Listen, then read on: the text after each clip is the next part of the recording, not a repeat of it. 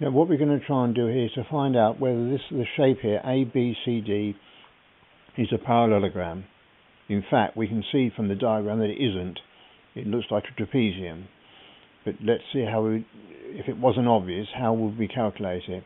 So I think the point A is 1, 2. So I think that's 1, 2. And the point B is 1, 2, 3. So the point B is 3. Not very good diagram here. So I think it's 1, 2, 3, 4.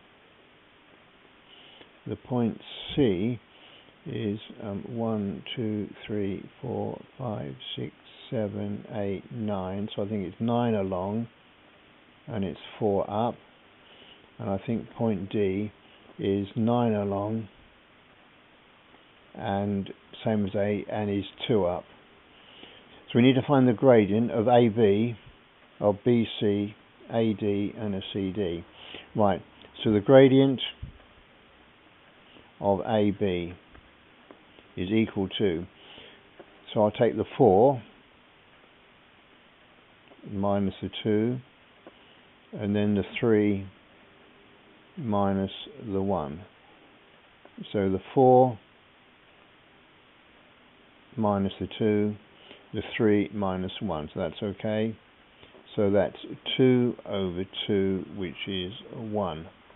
Right, gradient of BC is equal to the change in y. Well, y is the same height, so there's no change in y, so that's 0. Divided by whatever we like, the answer will still be 0. So the gradient of BC is 0.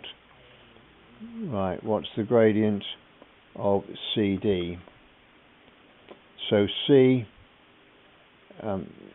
is the point, that's going to be 2, minus the value for the C, which was 4,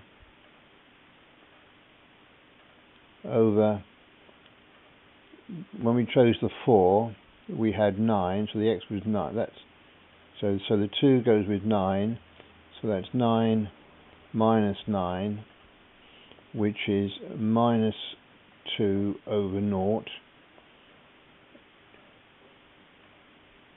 So 0 into minus 2 won't go. So there's no gradient. I've got what's gone wrong here? So it's a drop of 2 over 0. So it's infinity. That's not a good example, is it? So that's infinity. And the gradient of AD,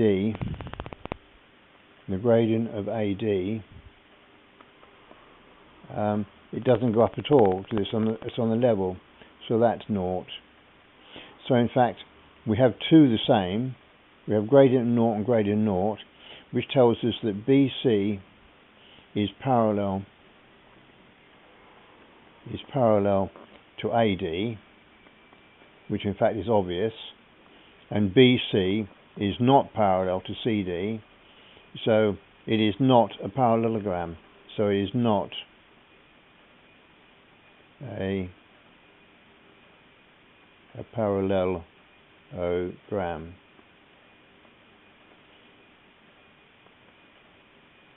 Okay.